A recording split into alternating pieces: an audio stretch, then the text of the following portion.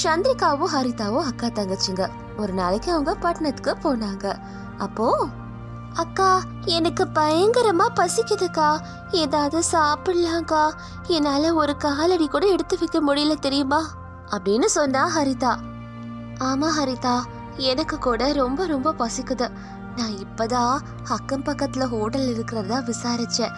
அந்த ஹோட்டல்ல சாப்பாடு நல்லா இருக்குமா, வா அங்க போய் நம்ம சாப்பிடலாம் அப்படின்னு சந்திரிகா சொன்ன உடனே ஹரிதா நடக்கவே முடியாம இருந்தா. ஆனா கஷ்டப்பட்டு நடந்து போய் கொஞ்ச தூரம் போனதுக்கு அப்புறமா ஒரு ஹோட்டல் ஒண்ணு தெரிஞ்சது. அது பெரிய ஹோட்டல். ஹரிதா அங்க பாரு, அதான் அந்த ஹோட்டல், வா போய் சாப்பிடலாம். அப்பாடா, ஹோட்டலை பார்த்தோன்னே ஏதோ கடவுளை பார்த்த மாதிரி சந்தோஷமா இருக்கு, வாக்கா வயிறு நிறைய சாப்பிடலாம் அப்படின்னு அக்கா தங்கச்சிங்க 2 பேரும் அந்த ஹோட்டல்ல போனாங்க. உட்காந்துட்டு இருந்தாங்க. ஹரிதா அங்கிருந்து வாசனைய மோப்பம் முடிச்சா. அப்ப அவ, அக்கா இங்க பாத்தியா எவ்வளவு நல்ல வாசனை வருதுன்னு, இதுலயே என் வயிறு நிறைஞ்சு போயிடுச்சு. இங்க சாப்பாடு மட்டும் இல்ல, சாப்பாடு ஸ்மெல்லும் நல்லா இருக்கும்னு கேள்விப்பட்டிருக்கேன். சரி உனக்கு பிடிச்ச எல்லாத்தையும் ஆர்டர் பண்ணு. அப்படி அக்கா தங்கச்சிங்க நம்ம நல்லா சாப்பிடலாம்னு நினைச்சிட்டு இருந்த போது ஹோட்டல் வெயிட்டர் அங்க வந்தான். Madam order please. ஹரிதா என்ன வேணுமோ ஆர்டர் பண்ணு. எனக்கு ஒரு சிக்கன் பிரியாணி. சிக்கன் பிரியாணி வரதுக்கு முன்னாடி பன்னீர் டிக்கா வேணும். பன்னீர் டிக்காக்கு முன்னாடி பட்டர் நான், பாலக் பன்னீர், அதுக்கு முன்னாடி சிக்கன் விங்ஸ், அதுக்கு முன்னாடி ஒரு சூப். ஹரிதாவோட ஆர்டரை கேட்டு வெயிட்டர் ஷாக் ஆனாரு. மேடம் இது எல்லாமே நீங்களா சாப்பிட போறீங்க? இல்ல, எல்லாருக்கும் தான தர்மம் பண்ணலான்னுட்டு இருக்கேன். நானே பயங்கர பசியில இருக்கேன், இதுல நீ வேற கேள்வி கேக்குறியா? இப்பவே எடுத்துட்டு வர சொல்றேன் மேடம். வெயிட்டர் அங்கிருந்து போனதுக்கு அப்புறமா சந்திரிகா ஹரிதாவை பார்த்து, ஹரிதா எல்லாமே நீயா சாப்பிட போற? இதுக்கு முன்னாடி அதுக்கு முன்னாடின்னு ஒரு பெரிய லிஸ்டே சொல்லிட்டியே. அக்கா நீ வேற, எனக்கு இருக்க பசிக்க எவ்வளோ சாப்பிடுவேன்னு எனக்கே தெரியாது. அப்படி ஹரிதா சாப்பாடு எப்போ வரும்னுட்டு பார்த்துக்கிட்டு இருந்தா. கொஞ்ச நேரத்திலே ஹரிதா சொன்ன எல்லா டிஷ்ஷும் சுட சுடன்னு வந்தது. அப்போ ஹரிதா, ஆஹா எல்லாம் வந்துருச்சுக்கா. அப்படி ஹரிதாவும் சந்திரிகாவும் ஆர்டர் பண்ண எல்லாத்தையும் சாப்பிட ஆரம்பிச்சாங்க. அக்கா தங்கச்சிங்க இவ்வளோ ஆர்டர் பண்ணதை பார்த்து அங்கே இருக்க எல்லாரும் அதிர்ச்சி ஆனாங்க. அப்போ ஹரிதா, அக்கா எனக்கு போதும்க்கா, நான் வயிறு நிறைய சாப்பிட்டுட்டேன், வீட்டுக்கு போகலாம். ஆமாம் ஹரிதா, நான் கூட வயிறு நிறைய சாப்பிட்டுட்டேன், இப்போ வீட்டுக்கு போய் நல்லா ஒரு தூக்கம் போடணும் அப்படின்னு அக்கா தங்கச்சிங்க 2 பேரும் பில்லை கட்டிட்டு வீட்டுக்கு போயிட்டாங்க. வீட்டுக்கு போன கொஞ்ச நேரம் கழிச்சே 2 பேருக்கும் வயிறு வலிக்க ஆரம்பிச்சுது. அப்ப சந்திரிகா, ஹரிதா என்னன்னே தெரியல, வயிறு வலிக்குது. அக்கா எனக்கு கூட வயிறு வலிக்குதுக்கா, ரொம்ப நாள் கழிச்சு நிறைய சாப்பிட்றோம்ல, அதனாலதான் வயிறு வலிக்குது போல அப்படின்னு நினைச்சாங்க அக்காவும் தங்கச்சியும். கொஞ்ச நேரம் கழிச்சு அவங்களுக்கு வயிறு வலி அதிகமாச்சு. வயிறு வலியோட சேர்ந்து வாந்தியும் வர ஆரம்பிச்சது அவங்களுக்கு. ஹரிதா நமக்கு ஏதோ ஆயிடுச்சுன்னு நினைக்கிறேன், வா ஹாஸ்பிட்டலுக்கு போலாம். அப்படி அக்காவும் தங்கச்சியும் பயந்து போய் ஹாஸ்பிட்டலுக்கு போனாங்க. டாக்டர் அவங்க 2 பேரையும் செக் பண்ணிட்டு இப்படி சொன்னாரு, மேடம் நீங்க 2 பேருமே கெட்டு போன சாப்பாடு சாப்பிட்டிருக்கீங்க, அதனாலதான் உங்களுக்கு வாந்தியும் வயிறு வலியும் வந்திருக்கு. என்ன சொல்றீங்க டாக்டர்? நாங்க 2 பேரும் எதுவும் ரோட்ல இருக்க சாப்பாடு சாப்பிடலையே, நாங்க சிட்டில இருக்க ஒரு பெரிய ஹோட்டல்ல தான் சாப்பிட்டோம். இங்க பாருமா, எவ்வளவு பெரிய ஹோட்டலா இருந்தாலும் கெட்டு போனதை வைக்க மாட்டாங்க, கலப்படம் இல்லாம செய்ய மாட்டாங்கன்னுட்டு என்ன நமக்கு உத்தரவாதம் இருக்கு? நீங்க சாப்பிட்ட சாப்பாடுல கலப்படமும் கெட்டு போயிருக்கு. என்ன சொல்றீங்க டாக்டர்? அப்ப அவ்வளோ பெரிய ஹோட்டல்ல கூட இவ்வளோ மோசமா பண்ணுவாங்களா என்ன? வாக்கா போலீஸ் கிட்ட போய் இன்ஃபார்ம் பண்ணலாம். அப்படி அவங்க 2 பேரும் போலீஸ் ஸ்டேஷனுக்கு போனாங்க. சொல்லுங்கம்மா, என்ன கேஸா இங்க வந்திருக்கீங்க? சார், இந்த சிட்டில இருக்க ஒரு பெரிய ஹோட்டல்ல 2 பேரும் நிறைய ஆர்டர் பண்ணி சாப்பிட்டோம். அவங்க கலப்படம் பண்ண ஃபுட்டு, கெட்டு போன ஃபுட்டை எங்களுக்கு கொடுத்துருக்காங்க. எங்களுக்கு ஃபுட் பாய்சன் ஆயிடுச்சு. அப்படி நடந்த எல்லா விஷயத்தையும் ஹரிதாவும் சந்திரிகாவும் இன்ஸ்பெக்டர் கிட்ட சொன்னாங்க. இன்ஸ்பெக்டர் அந்த அக்கா தங்கச்சியோட சேர்ந்து அவங்க சாப்பிட்ட ஹோட்டலுக்கு போனாரு. இன்ஸ்பெக்டரை பார்த்த ஹோட்டல் மேனேஜர் பதறி போய் அவர்கிட்ட வந்தாரு. வணக்கம் சார், என்ன இவ்வளவு தூரம் வந்திருக்கீங்க? சார், உங்க ஹோட்டல்ல கலப்படம் பண்ண சாப்பாடு, கெட்டு போன சாப்பாடுலாம் விக்கிறீங்களாமே, உங்க கிச்சன் எங்கன்னு காட்டுங்க. என்ன சார் சொல்றீங்க? எங்க ஹோட்டல்ல அந்த மாதிரி எல்லாம் பண்றாங்களா? எங்களுக்கு அந்த அவசியமே இல்ல. எங்களது சின்ன ஹோட்டலா என்ன, சிட்டில எங்களதுதான் பெஸ்ட் ஹோட்டல் சார். நாங்கெல்லாம் அப்படி பண்ணவே மாட்டோம். சார், நீங்க சொல்றதெல்லாம் இருக்கட்டும், அதெல்லாம் எங்களுக்கும் தெரியும் தான். இதோ இவங்க 2 பேரும் இருக்காங்கல்ல, இப்பதான் உங்க ஹோட்டல்ல சாப்பிட்டுட்டு போயிருக்காங்க. அவங்களுக்கு ஃபுட் பாய்சன் ஆயிருக்கு. அப்படி அந்த போலீஸ் ஆஃபீஸர் அக்கா தங்கச்சி 2 பேரையும் ஹோட்டல் மேனேஜர் கிட்ட காட்டினதோ ஹோட்டல் மேனேஜருக்கு எதுவும் புரியல, பதறி போனாரு. கொஞ்ச நேரம் யோசிச்சு அவர் இப்படி பதில் சொன்னாரு. ஐயோ, இவங்க 2 பேரா சார்? ஆமாமா, எங்களோட ஹோட்டல்ல தான் சாப்பிட்டுட்டு போனாங்க. ஒரு பெரிய ரகலையே பண்ணிட்டாங்க சார். இவங்க நல்ல சாப்பாடு சாப்பிட்டுட்டு பில்ல கட்டாம என்கிட்ட சண்டை போட்டுட்டு இருந்தாங்க. அந்த பில் கட்டாம நானும் திரும்ப அவங்களை திட்டினதுக்காக தான் ஒருவேளை பழிவாங்க எங்க ஹோட்டலுக்கு கெட்ட பேர் வாங்கி தரணும்னு நினைக்கிறாங்கன்னு நினைக்கிறேன் அப்படின்னு ஹோட்டல் மேனேஜர் திரும்ப அக்கா தங்கச்சிங்க மேலே அந்த கேஸை திருப்பி விட்டுருவேன்னுட்டு சொன்னாரு. அதை கேட்டு 2 பேரும் கோவப்பட்டு இப்படி சொன்னாங்க. என்னது, நாங்க ஹோட்டல்ல சாப்பிட்டுட்டு பில் கட்ட மாட்டோம்னு ரகலை பண்ணோமா? சார், இவர் பொய் சொல்றாரு சார். இவர் ஹோட்டல்ல சாப்பிட்டு பில் பே பண்ண ரெசிப்ட் என்கிட்ட இருக்கு பாருங்க அப்படின்னு சந்திரிகா போலீஸ் ஆபீசர் கிட்ட சொன்னா. அதை கேட்ட போலீஸ் ஆபீசர் கொஞ்ச நேரம் யோசிச்சதுக்கு அப்புறமா இப்படி சொன்னாரு. இங்க பாருமா, நீ சொன்ன அந்த ஃபுட் ரெசிப்டை எடுத்துக்கிட்டு ஸ்டேஷனுக்கு வாமா. அப்படி சொல்லிட்டு ஸ்டேஷனுக்கு போயிட்டாரு போலீஸ் ஆபீசர். ஹோட்டல் மேனேஜர் அந்த ஸ்டேஷன்ல அவரை பார்த்து லஞ்சம் கொடுத்தான். சார், நீங்க தான் ஏதாவது பண்ணி என்னை காப்பாத்தணும் சார். சார், நீங்க கவலைப்படாதீங்க. எனக்கு தேவையானதை நீங்க கொடுத்துட்டீங்க. மத்ததெல்லாம் நான் பாத்துக்கிறேன். கவலைப்படாம இருங்க. Thank you sir. அப்படி சொல்லிட்டு ஹோட்டல் மேனேஜர் அங்கிருந்து போயிட்டாரு.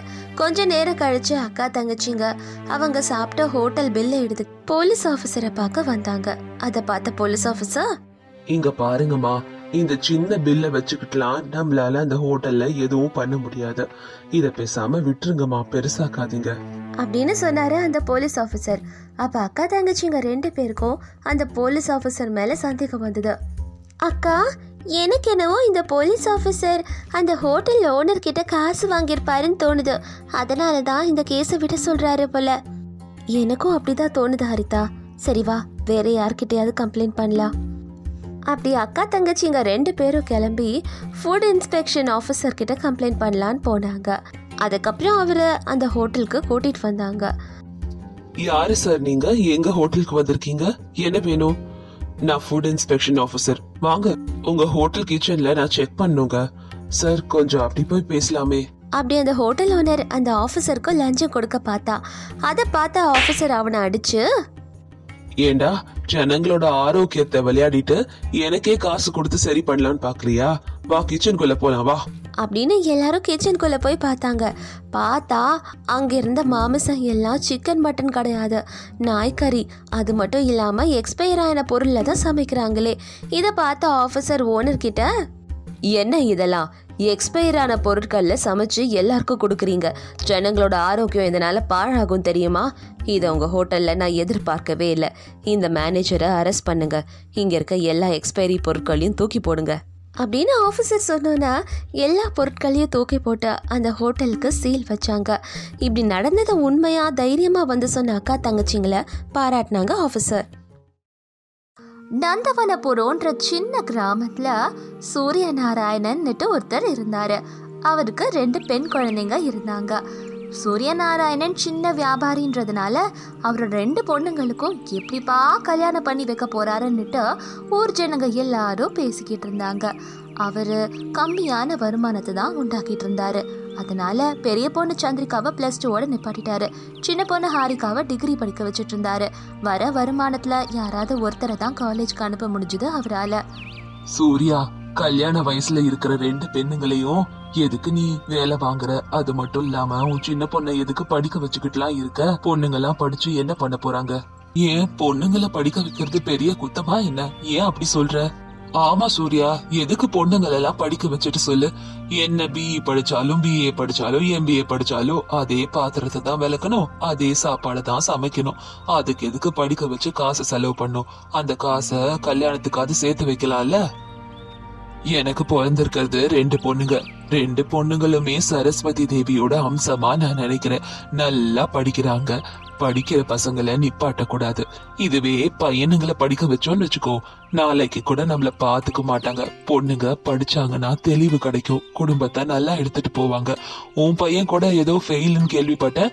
வேணும்னா என் பொண்ணு கிட்ட உன் பையனை டியூஷனுக்கு வந்து சேர்ந்துக்க சொல்லு, அவளை சொல்லி கொடுக்க சொல்றேன்.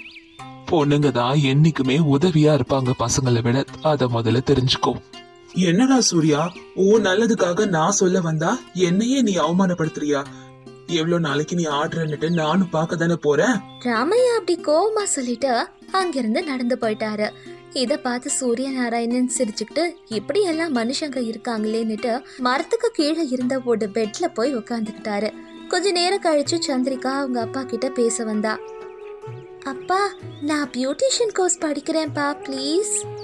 ஆமாடி சந்திரிகா, நீ என்ன படிக்கணும்னு விருப்பப்படுறியோ அதை தாராளமா படி. உன் படிப்பை பாதியிலே நிப்பாட்டிட்டேனேன்னு எனக்கு எப்பயுமே உறுத்தும். இப்ப படிமா, என்ன படிக்கணுமோ படி. ஆனா அப்பா, நிறைய காசு செலவாகும்பா, 15,000 ரூபாய் கேக்குறாங்க. அப்படியா? அந்த கோர்ஸ் படிச்சதுக்கு அப்புறமா நீ என்ன பண்ண போற? அப்பா, அந்த கோர்ஸ் படிச்சு முடிச்சதுக்கு அப்புறமா சொந்தமா ஒரு பியூட்டி பார்லர் வைப்பேன். என் சொந்த கல்ல நிப்பேன். உனக்கு நம்பிக்கை இருக்குல்ல, அப்ப என்ன வேணா பண்ணு. காசு விஷயத்த நான் பாத்துக்கிறேன் அப்படின்னு தைரியம் கொடுத்தாரு ராமையா. அப்பாவோட தைரியத்தினால சந்திரிகா வேற ஊருக்கு போய் பியூட்டிஷியன் கோர்ஸை படிச்சு முடிச்சுட்டு அவ சொந்த ஊருக்கு வந்தா. சொந்தமா ஒரு பியூட்டி பார்லரை ஆரம்பிச்சா. ஆனா அந்த ஊர் ஜனங்களுக்கு இந்த பியூட்டி பார்லரை பத்தி எதுவுமே தெரியாததுனால அவளோட கடைக்கு எந்த ஒரு கஸ்டமர்ஸுமே வரல. அக்கா, எவ்வளவு நாளுக்குக்கா இப்படி தனியாவே உட்கார்ந்துட்டு இருப்பா? நம்ம ஊர் ஆளுங்களுக்கெல்லாம் இந்த பியூட்டி பார்லர் பத்தி எதுவும் தெரியாது. இப்ப வேணா தெரியாம இருக்கலாம், ஆனா கண்டிப்பா தெரியும் போது டிமாண்ட் வரும் நமக்கு. அக்கா, எல்லாருக்கும் தெரிய வந்தா கூட உன்கிட்ட தான் வருவாங்கன்றதுக்கு என்ன கேரண்டி சொல்லு? உன்னை விட ரொம்ப நல்லா பண்றவங்க இருக்கலாம்ல அப்படின்னு ஹரிதா சொன்னதும் சந்திரிகா யோசிக்க ஆரம்பிச்சா. ஹரிதா சொல்றதும் சரிதானே அப்படின்னு யோசிச்சு நம்மள முதல்ல நம்ம ரொம்ப நல்லா தயார் பண்ணணும், நம்ம செய்யறதுல உறுதியா இருக்கணும்ன்றத முடிவு பண்ணா சந்திரிகா. ஹரிதா, எனக்கு உன்னோட ஹெல்ப் வேணுமே. சொல்லுக்கா, என்னக்கா நான் பண்ணணும்? ஹரிதா, நான் தினமும் உனக்கு மேக்கப் லுக், அதுக்கப்புறம் ஹேர் ஸ்டைல் ஒவ்வொரு நாளைக்கும் ஒவ்வொரு விதமாக போடுறேன். நீ தான் அதை எல்லாருக்கும் தெரியப்படுத்தணும். அவ்வளோதானக்கா, நீ என்ன அழகாக மாற்றிடு, எல்லாத்தையும் நான் பார்த்துக்கிறேன் அப்படின்னு ஹரிதா சொன்னதும் அடுத்த நாளைக்கே சந்திரிகா ஹரிதாவை பியூட்டி பார்லரில் உட்கார வச்சு நிறைய ஃபேஷியல், மேக்கப், ஹேர் ஸ்டைல் எல்லாம் டிஃப்ரெண்ட்டாக போட்டு விட்டா. ஹரிதா பார்க்கறதுக்கு ஏதோ மாடல் மாதிரி அழகாக இருந்தா. ஹரிதாவோட ஃப்ரெண்ட்ஸ் எல்லாரும் அவளை பார்த்து ரொம்ப ஆச்சரியப்பட்டாங்க. இவ்வளோ அழகாக மாறிட்டாலேன்னுட்டு யோசிச்சாங்க. ஹரிதா, இந்த மேக்கப்ல நீ பார்க்க ரொம்ப அழகா இருக்கடி, ஏதோ மேஜிக் பண்ண மாதிரி இருக்க தெரியுமா? ஆமால, நான் ரொம்ப அழகா இருக்கேன்ல. என் அக்கா பியூட்டிஷியன்ல, அதான் விதவிதமா எனக்கு மேக்கப், ஹேர் ஸ்டைல் எல்லாம் பண்ணி விடுவா. எங்களுக்கும் பண்ணுவாங்களாடி? கண்டிப்பா பண்ணி விடுவாங்க. அதுவும் நீங்க என் ஃப்ரெண்ட்ஸ்ல, அவ உங்களுக்கு டிஸ்கவுண்ட்லாம் கொடுப்பா தெரியுமா? அப்படி ஹரிதா சந்திரிகாவோட பார்லர் பத்தி ஃப்ரெண்ட்ஸ் கிட்ட சொல்லி அவ ஃப்ரெண்ட்ஸ் எல்லாரையும் அவங்க அக்காவோட பார்லருக்கு கூட்டிட்டு போனா. எல்லாரும் சந்திரிகா கிட்ட விதவிதமான மேக்கப், ஹேர் ஸ்டைல்ஸ் இதெல்லாம் பண்ணிட்டாங்க. சந்திரிகாக்கு ஒவ்வொரு கஸ்டமரா வர ஆரம்பிக்கவும் அவளுக்கு ரொம்ப சந்தோஷமா இருந்தது. அவ செய்யற ஒர்க் எல்லா கஸ்டமர்ஸ்க்கும் ரொம்பவும் பிடிச்சிருந்தது. கொஞ்சம் காசு சம்பாதிக்க ஆரம்பிச்சா சந்திரிகா. அந்த காசை அவளோட அவசியத்துக்கு மட்டும் பயன்படுத்தாம கொஞ்சம் காசை வீட்லயும் கொடுத்தா அவ. அப்பா, என்னோட திறமைக்கு சப்போர்ட் பண்றதுக்கு ரொம்ப நன்றி. இந்தாங்க என் முதல் மாச சம்பாத்தியம். இந்த காசை எனக்கு கொடுக்காதம்மா, உங்க அம்மா கிட்ட கொடு. உங்களுக்கு தேவையானது எல்லாம் அவ தானே பாத்துக்கிறா. அம்மா, உங்களுக்கு நான் சாரி கூட வாங்கிட்டு வந்திருக்கேம்மா. என் செல்லம், எனக்காக சாரிலாம் வாங்கிட்டு வந்திருக்கியா? அப்படி சந்தோஷப்பட்டாங்க அம்மா அப்பா. இன்னொரு பக்கத்துல ராமையா, சூர்யா அவனுக்கு செஞ்ச அவமானத்தை மறக்க முடியாம இருந்தான். அவன் பையனுங்களை அவமானப்படுத்தினதை யோசிச்சுக்கிட்டு இருந்தான். சந்திரிகா சம்பாதிக்க ஆரம்பிச்சது சுத்தமா பிடிக்கல ராமையாக்கு. அவன் ஒரு நாளைக்கு, இந்த சூர்யாவோட பொண்ணு சந்திரிகா சம்பாதிக்கிறது எனக்கு கொஞ்சம் கூட பிடிக்கல. ஏன் பையனுங்களையே அவமானப்படுத்தினால அவன் ஏதாவது ஒண்ணு பண்ணி அவ சம்பாதிக்கிறத நம்ம கெடுத்து விடணும் அப்படின்னு யோசிச்சா ராமையா. ஒரு நாளுக்கு சந்திரிகா அவளோட சின்ன பார்லர்ல உட்காந்துக்கிட்டு இருக்கும் போது கீதான்னு ஒரு பொண்ணு அங்க வந்தா. நீங்க தான் சந்திரிகாவா? ஆமாங்க, உங்களுக்கு என்னங்க வேணும்? நாளைக்கு ஒரு ஃபங்க்ஷனுக்கு நான் போகணும், அதனால ஃபேஷியல் பண்ணலான்னு வந்தேன். ஓ அப்படியா மேடம், நாளைக்கு நீங்க அசந்து போற மாதிரி ஒரு நல்ல ஃபேஷியல் ஒன்று பண்றேன் அப்படி சொல்லிட்டு கீதாக்கு ஃபேஷியல் நல்லா பண்ணி விட்டா சந்திரிகா. அதுக்கப்புறமா கீதா அங்கேருந்து கிளம்பி அவள் வீட்டுக்கு போயிட்டா. அடுத்த நாளைக்கு கீதா மூஞ்சி ஃபுல்லாக ஏதோ பொறியா வந்துருச்சு. அதை நினச்சி கோவப்பட்ட கீதா உடனே சந்திரிகாவோட பார்லருக்கு போய் அவள் பார்லர் வாசலில் நின்று கத்திட்டு இருந்தா. சந்திரிகா, என்ன பண்ணி வச்சிருக்க எனக்கு அப்படி கத்துனா கீதா. அதுக்கு சந்திரிகா, கீதா என்னாச்சு, உன் முகம் என்ன இப்படி இருக்கு? அத நீதாம்மா சொல்லணும். நீ பண்ண ஃபேஷியலுக்கு என் மூஞ்சு இப்படி ஆயிடுச்சு. இப்ப என் மூஞ்ச நான் யார்கிட்ட காட்டுவேன் சொல்லு? இப்படியா பண்ணுவ? கீதா சொன்னதை கேட்டு சந்திரிகாக்கு ஆச்சரியமா இருந்தது. என்ன தப்பு நடந்துச்சுன்னுட்டு சந்திரிகாக்கு குழப்பமா இருந்தது. அப்ப அங்க ராமையா வந்தாரு. என்னம்மா, என்ன இங்க சண்டை? சார் நல்லா கேளுங்க சார். இந்த பொண்ணு கிட்ட நேத்தி ஃபங்க்ஷனுக்கு போகணும்னு ஃபேஷியல் பண்ணிக்கலான்னு வந்தேன். என்ன பண்ணி வச்சானே தெரியல. என் முகம் எல்லாம் எப்படி மாறிடுச்சுன்னு பாருங்க. இந்த மாதிரி ஆளுங்களெல்லாம் சும்மா விடக்கூடாது சார். நல்லா 4 கேள்வி கேட்டாதான் ஒழுங்கா இவங்கெல்லாம் வேலை செய்வாங்க. சரியா கூட செய்ய தெரியல, பார்லர் வச்சிருக்கா. ஐயோ, ஆமாங்க, உங்க முகம் என்ன இப்படி ஆயிடுச்சு? ஏமா சந்திரிகா, ஏதாவது வேலை தெரிஞ்சா அத முழுசா தெரிஞ்சா மட்டும்தானே பண்ணணும். இப்படியா வந்திருக்க கஸ்டமரோட மூஞ்ச பாழ்படுத்துவ? யார் உனக்குலாம் லைசன்ஸ் கொடுத்தது பார்லர் வைக்கிறதுக்கு? அவங்க போடுற சத்தத்தை கேட்டா அக்கம் பக்கத்துல இருக்க எல்லாரும் சந்திரிகாவோட பார்லர் முன்னாடி வந்து நின்னாங்க. சந்திரிகாக்கு என்ன பண்றதுனே தெரியாம அழுதா. ராமையா அங்கிள், நான் நல்லாதான் பண்ணேன். இது வரைக்கும் பண்ண யாருக்கும் ஏதோ ஆனதில்ல. இது எப்படி நடந்ததுனே தெரியல எனக்கு. ஓ, அப்ப நான் போய் சொல்றேன்னு சொல்றியா? நான் என்ன பெயிண்ட் அடிச்சுட்டா வந்திருக்கேன் இங்க? இல்ல, அது இல்ல. என் மேல எந்த தப்பும் இல்ல. தப்பு நடக்கவே நடக்காது என்னால. இங்க பாருமா சந்திரிகா, அந்த பொண்ணுக்கு இந்த மாதிரி மூஞ்சியே பாழாயிடுச்சு. அதெல்லாம் சொன்னா ரொம்ப காசு ஆகும். அதனால 20 லட்சம் நஷ்ட ஈடா நீ அந்த பொண்ணுக்கு கொடு. அப்பதான் நீ மாட்ட மாட்ட. இதுல இருந்து தப்பிக்க முடியும். என்னதா 20 லட்சமா? அவ்வளோ காசு என்கிட்ட ஏதா அங்கிள்? நடந்த எல்லாத்தையும் பார்த்துட்டு இருந்த ஹாரிகா திடீர்னு வந்து ஒரு பக்கெட் ஃபுல்லா தண்ணி எடுத்துட்டு வந்து கீதாவோட மூஞ்சிலேயே ஊத்துனா. கீதா மூஞ்சில பெயிண்ட் அடிச்சது எல்லாமே போய் அவ மூஞ்சி ரொம்ப ஃப்ரெஷ்ஷா அழகா இருந்தது. இதை பார்த்த எல்லா ஜனங்களும் ஷாக் ஆனாங்க. சந்திரிகா அதிர்ச்சியில இருந்தா. ராமையா அங்கிருந்து எஸ்கேப் ஆக பார்த்தாரு. ராமையா அங்கிள், எங்க நைஸா நழுவுற மாதிரி தெரியுதே. வாங்க, இதுக்கு என்ன தீர்ப்புன்னு சொல்லுங்க. அதெல்லாம் எனக்கு தெரியாது. உங்க விஷயத்த நீங்களே பாத்துக்கோங்க. அப்புறம் எதுக்கு அங்கிள் ஏதோ 20 லட்சம்லாம் தீர்ப்பு கொடுத்தீங்களே? இந்த பொண்ணு இப்படி எல்லாம் நாடகம் ஆடும்னுட்டு எனக்கு எப்படி தெரியும்? இந்த மாதிரி திருட்டு பொண்ணுங்கெல்லாம் எல்லா இடத்துலயும் இருப்பாங்க. எனக்கு இதுக்கும் சம்பந்தம் இல்ல. என்னது, நான் திருடியா? இந்த மாதிரி நாடகம் ஆடினா எனக்கு 5000 ரூபாய் தரேன்னு நீங்க தானே சார் சொன்னீங்க. இப்ப என்னையே குத்த சொல்றீங்க? அப்படி எல்லா உண்மையும் உளறுனா கீதா. என்னது, நாடகமா? ஆமா, உங்க அப்பாக்கும் உங்க குடும்பத்துக்கும் கெட்ட பேர் வரணும்ன்றதுக்காக என்னை இந்த மாதிரி நடிக்க சொன்னதே இந்த ராமையா தான். இதான் உண்மை. விஷயம் வெளியே வந்ததோ ராமையா அங்கிருந்து தப்பிச்சு ஓடி போயிட்டாரு. சந்திரிகா நம்ம மேல தப்பு இல்லைன்னுட்டு நிம்மதியா மூச்சு விட்டா. அதுக்கப்புறம் என்ன, சந்திரிகாவோட ஃபேமஸான பார்லர் இன்னும் ஃபேமஸ் ஆச்சு.